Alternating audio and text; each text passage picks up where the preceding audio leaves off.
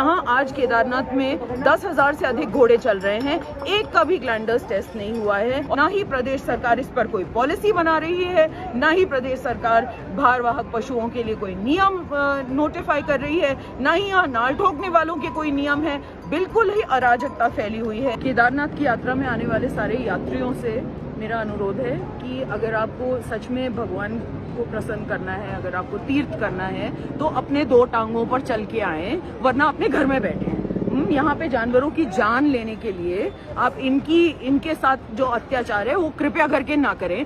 कि धामी जी 4 धाम यात्रा को सुचारू रूप से चलाने में विफल रहे।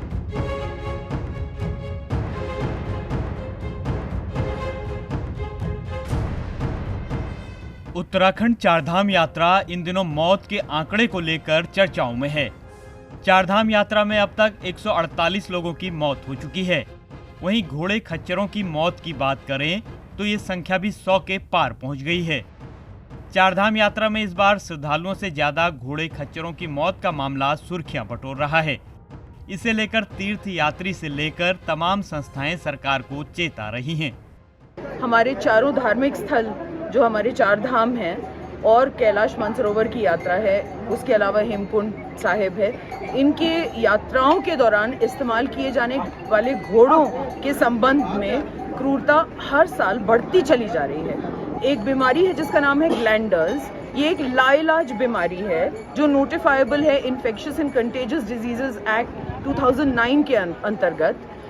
इसमें अगर यदि किसी घोड़े को हो जाती है तो घोड़े से इंसान में होने की संभावना बहुत प्रबल होती है। लेकिन 20,000 घोड़ों को उत्तराखंड में काम करने के परमिशंस हम फ्री में बांटे जा रहे हैं और हमने अभी तक पशुपालन विभाग के माध्यम से ये निगरानी की कोई व्यवस्था ही नहीं बनाई कि हम किसी घोड़े का टेस्ट कर लें ग्लैंडर्स से। यहाँ आज केदारनाथ में 10,000 से अधिक घोड़े चल रहे हैं। एक का भी ग्लैंडर्स टेस्ट नहीं हुआ है। चुपचाप सहते रहें और ना ही प्रदेश सरकार इस पर कोई पॉलिसी बना रही है, ना ही प्रदेश सरकार भारवाहक पशुओं के लिए कोई नियम नोटिफाई कर रही है, ना ही यहाँ नाल ठोकने वालों के कोई नियम है। बिल्कुल ही अराजकता फैली हुई है इस ट्रैक पर। श्री सतपाल महाराज जी के लिए है, खास केदारनाथ के ट्रैक से। केदारनाथ में घोड़े खच्चरों की मौत का मामला इतना गंभीर हुआ कि पूर्व केंद्रीय मंत्री मेनका गांधी तक ने इसे लेकर कई सवाल खड़े कर दिए, जिसके बाद प्रदेश के पशुपालन मंत्री सौरभ बहुगुणा ने खुद गौरीकुंड केदारनाथ जाकर निरीक्षण किया। उन्होंने मामले में सख्त दिशा निर्देश जारी करते हुए घोड़े खच्चरों के मामले में अनियमितता बरतने वाले संचालकों के खिलाफ कार्रवाई की बात भी कही। वहीं चारधाम यात्रा में तैयारियों और तमाम तरह की अव्यवस्थाओं को लेकर कांग्रेस लगातार हमलावर है। कांग्रेस चारधाम यात्रा में हो रही मौतों को धामी सरकार की विफलता से जोड़कर देख रही है कि धामी जी 4 धाम यात्रा को सुचारू रूप से चलाने में विफल रहे। आज खच्चरों की मौत हो गई। कम से कम जो रजिस्ट्रेशन वाले लोग थे वो 100 के आसपास ऊपर पहुंच गए हैं। जो बिना रजिस्ट्रेशन के लोग थे उनकी तो ये बात ही नहीं करते। जो उत्तराखंड के लोग थे जो मृत्यु को प्राप्त हुए, तो ये अवस्था है। और धामी जी पूरी व्यवस्था नाकाबिल करी है उन्होंने। और आज जो 4 धाम की यात्रा हुई है, इतना बुरा हाल उत्तराखंड बनने के बाद कभी नहीं हुआ। ये श्वेत पत्र इनको जारी करना चाहिए, जनता से माफ़ी मांगनी चाहिए। ऐसा नहीं है कि चारधाम यात्रा को लेकर कांग्रेस ही सरकार के खिलाफ बयान दे रही है।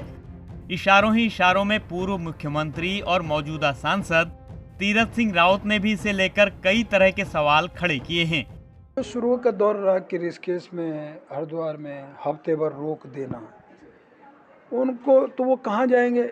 या तो वापस, या तो फिर इतना घूमने का स्थान।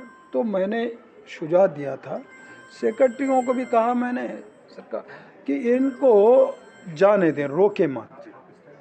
हरिद्वार ऋषिकेश में हफ्ता भर रोकने का कोई औचित्य नहीं बनता है। जो घर से निकल पड़ा यात्रा के लिए, निकलने दो। पहले भी लोग आते थे। पहले तो ये होता था कि बद्रीनाथ केदारनाथ जाना, यानी लौटेगा नहीं लौटेगा, ये भाव था। तो आज हम कैसे कहते हैं कि वो जब सोनप्रयाग और गौरीकुंड तक पहुंच गया तो सब 60 वर्ष इसको वापस लौटा दें? अरे वो आया देश के किसी और कोने से, तो क्या ये नहीं होना चाहिए। जगह जगह जो चेकिंग और इस तरह का, तो एक जगह ऋषिकेश हरिद्वार हो गया तो आगे बढ़ने दो, और जगह जगह रुकें। आज कोई श्रीनगर रुके, गौचर रुके, कटपरा रुके, तो जब उसको छोड़ोगे वो अपने हिसाब से रुकेगा। आप क्यों रोक रहे हैं? ये मैंने कहा, ये सुझाव दिया सेक्रेटरी का। तो उस दिन से थोड़ा सा उन्होंने फिर आगे यात्रा बढ़ाई, रोकने का काम कम किया। तो ये मेरा सुझाव था, ये मैंने किया है, कहा भी है। चारधाम यात्रा में श्रद्धालुओं के साथ ही पशुओं की मौत का मामला हो या फिर तमाम अव्यवस्थाओं की बात, हर मामले में सरकार की कोशिशें पटरी से उतरती नजर आई हैं, जिसे समय रहते दुरुस्त किए जाने की जरूरत है, नहीं तो भविष्य में इसके गंभीर परिणाम भुगतने पड़ेंगे। देहरादून से ईटीवी भारत के लिए किरण कांत शर्मा की रिपोर्ट।